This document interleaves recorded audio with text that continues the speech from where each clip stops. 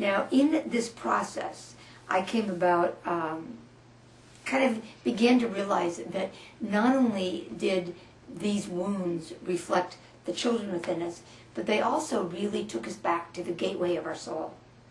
I'm a strong believer that we are here to experience a lot of contrasting feelings. I'm a follower of the teachings of Abraham.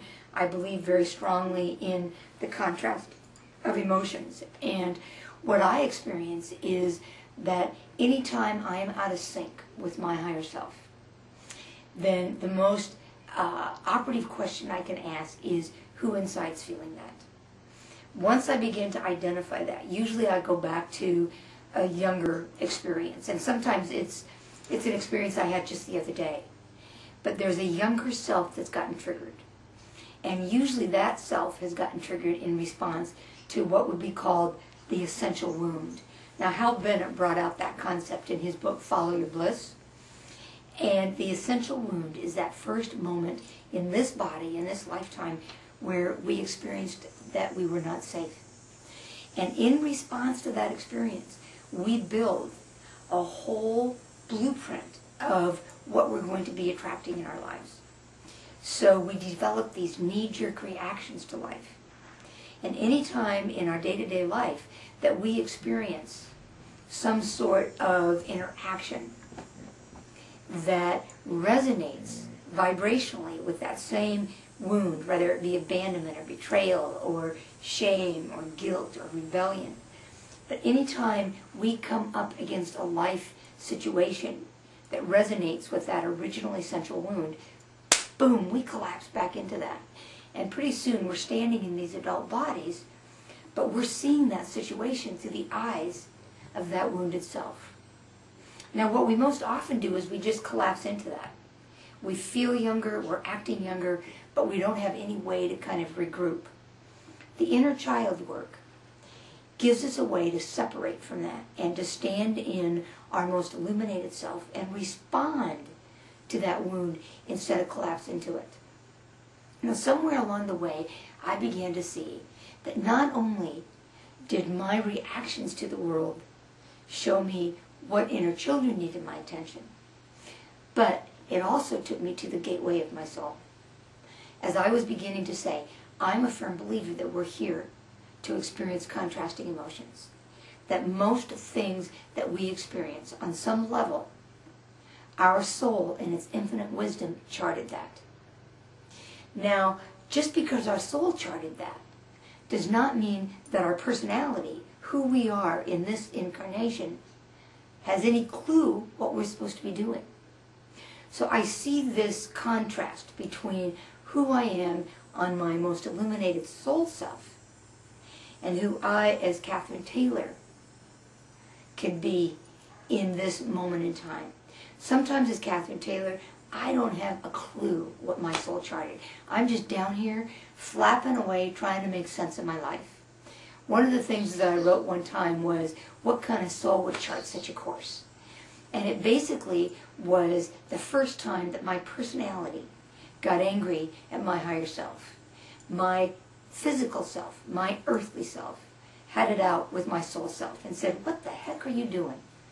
You know, you are operating in this higher dimension where you know all the answers. And I'm down here schlepping away, trying to do your lessons with no clue. And you get into this righteousness because I'm not doing it right. You cop a spiritual attitude towards me because I'm not as spiritual as you. Now, you know and I know that even that was a projection. Our higher self does not judge us. But in that moment in time, I was feeling this angst. I had just enough spiritual information to get myself in trouble. So I experienced what I call spiritual shame.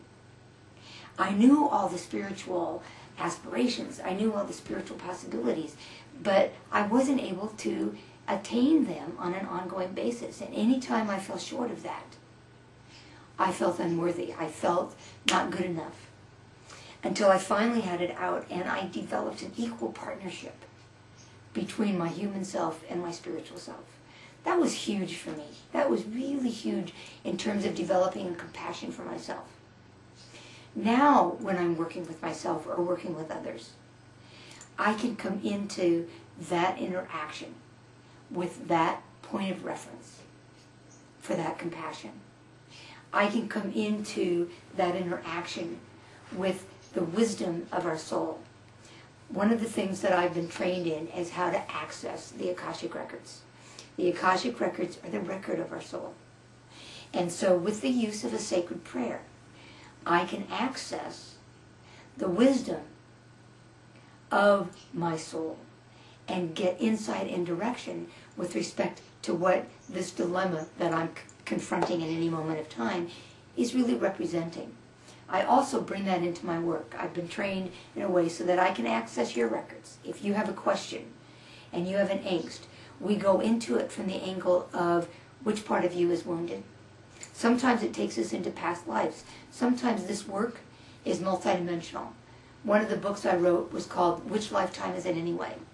And that maps out kind of this whole multidimensional healing. So when I do a consultation with someone, when I do what I call my process coaching, we take whatever you're trying to aspire to, and you take that as far as you can. There's some wonderful success coaches out there that can really give you the formulas for attaining your success. And if you follow those and you reach it, then you're in alignment with that goal. My work sandwiches between what you aspire to do and what you're able to do. It's the process that flushes out all of those parts within you who aren't quite as grown up as you, who don't have the skills, don't have the confidence, don't have the faith to step into that masterful self. So my work helps you flush out that shadow self. It helps you befriend that shadow self. It helps see the context of that shadow self. That may take us back to an inner child. It may take us back to a past life. It may take us in all sorts of directions. We access your records. Through a series of inquiries, we find out who inside of you is afraid to move forward and what that fear is based on.